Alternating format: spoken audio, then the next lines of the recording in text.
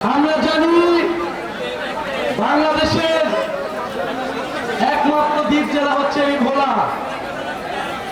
নদী বিধৌত অঞ্চল, সংগ্রামের সাথে লড়াই করে থাকে এই জনপদের মানুষ। অদম্য সাহসের অপরাধ হচ্ছে ভোলা।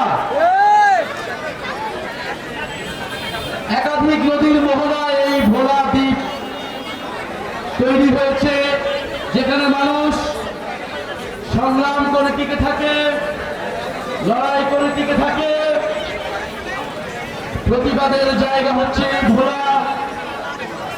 আমরা জানি জুলাই গণঅভ্যুত্থানের সবচেয়ে বেশি শহীদ এই ভোলা অঞ্চলের আপনাদের জেলার সন্তানেরা।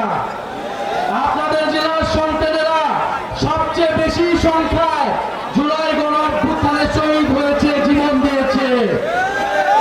এর থেকেই বোঝা যায় ভোলা জেলার সন্তানেরা কতটা সাহসী, কতটা দেশপ্রেমিক, কতটা আত্মত্যাগী। প্রিয় সংগ্রামী বন্ধুগণ, আমরা আজকে ভোলা এসেছি আপনাদের কাছে কিছু কমিটমেন্ট করতে, আপনাদের কাছে প্রতিশ্রুতি দিতে, যে জুলাই গণঅভ্যুত্থান বাংলাদেশকে নতুন করে গড়ে তোলার জন্য হয়েছিল, নতুন বন্দোবস্ত গড়ে তোলার জন্য হয়েছিল। দুর্নীতি, বৈষম্য, চাঁদাবাজ, সন্ত্রাস এবং মাফিয়া সিস্টেমের বিরুদ্ধে একটা ইনসাফ ভিত্তিক, মর্যাদা ভিত্তিক গণতান্ত্রিক রাষ্ট্র কায়েমের জন্য হয়েছিল।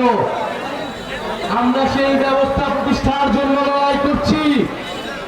আমরা চাই সেই লড়াইয়ে গণঅভ্যুত্থানে যেভাবে ভোলার সন্তানেরা অগ্রসর ছিল, অগ্র সৈনিক ছিল, আমাদের এই লড়াইও ভোলাকে সামনে থেকে লড়াই করতে হবে, নেতৃত্ব দিতে হবে। ভোলাবাসী কি প্রস্তুত?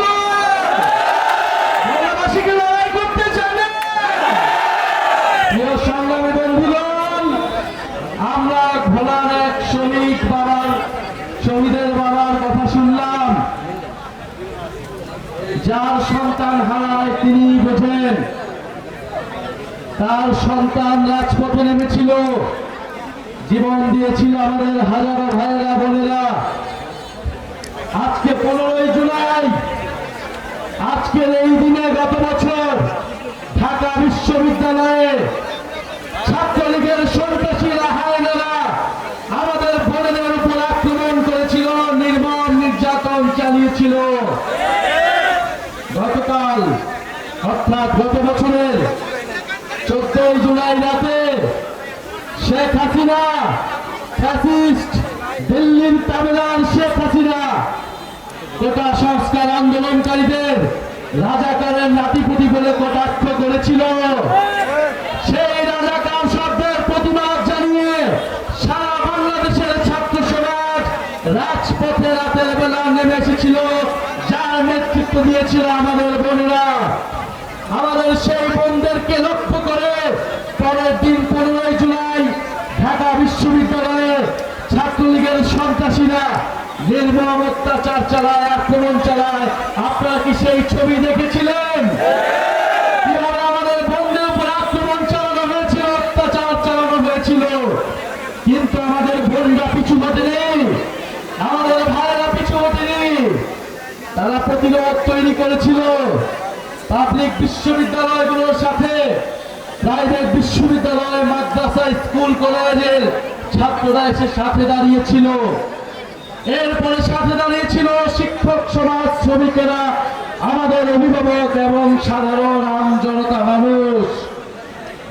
সাধারণ মানুষের গণপ্রতিরোধের ফলে শেখ হাসিনা দেশ থেকে পালাতে বাধ্য হয়েছিল। মুক্তিযোদ্ধা বনাম রাজাকার এই বিভাজনের মাধ্যমে শেখ হাসিনা দেশকে বিভাজন করেছিল। এই মুজিববাদী আদর্শ গত 50 বছর ধরে দেশকে বিভাজিত করে রেখেছিল। 24-এর গণঅভ্যুত্থানের মাধ্যমে এই বিভাজনকে তোয়াক্কা না করে আমরা সামনের দিকে এগিয়ে গিয়েছিলাম। আমরা নতুন বাংলাদেশ, অন্তর্ভুক্তিমূলক গণতান্ত্রিক বাংলাদেশ, সর্বজনের বাংলাদেশ গড়ে তোলার প্রতিশ্রুতি নিয়েছিলাম। যে বাংলাদেশ শ্রমিকের বাংলাদেশ হবে, কৃষকের বাংলাদেশ হবে, মধ্যবিত্তের বাংলাদেশ হবে, আম জনতার বাংলাদেশ হবে, ভোলাবাসীর বাংলাদেশ হবে।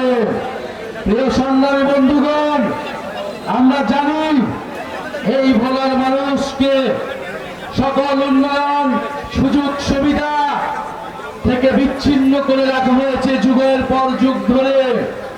আজকের এই আধুনিক যুগেও, তথ্য প্রযুক্তির যুগেও, যেখানে যোগাযোগ সকল দূরত্ব ঘুচিয়ে দেয়, সেখানেও সেই যুগেও ভোলাবাসীদেরকে আমাদের থেকে দূরত্ব করে রাখা হয়েছে, দূর করে রাখা হয়েছে। আমরা আজকে এসেছি সেই দূরত্ব ঘোচাতে, ভোলাবাসীর সাথে আমরা আপন করে নিতে এসেছি। ভোলাবাসীর সাথে আমাদের আর কোনো দূরত্ব থাকবে না। আমরা জানি এই ভোলায় একাধিক গ্যাস কেন্দ্র রয়েছে। এই ভোলা সারা দেশের গ্যাস যোগানদাতাদের মধ্যে অন্যতম জায়গা, কিন্তু এই ভোলা গ্যাস থেকে বঞ্চিত রয়েছে। ভোলাবাসীকে গ্যাস থেকে বঞ্চিত করে রাখা হয়েছে। প্রিয় সংগ্রামী বন্ধুগণ, আমরা জানি এই ভোলার মৎস্যজীবীদের লড়াই করে টিকে থাকতে হয়। ভোলাবাসীকে স্বাস্থ্য সুবিধা থেকে বঞ্চিত করে রাখা হয়েছে।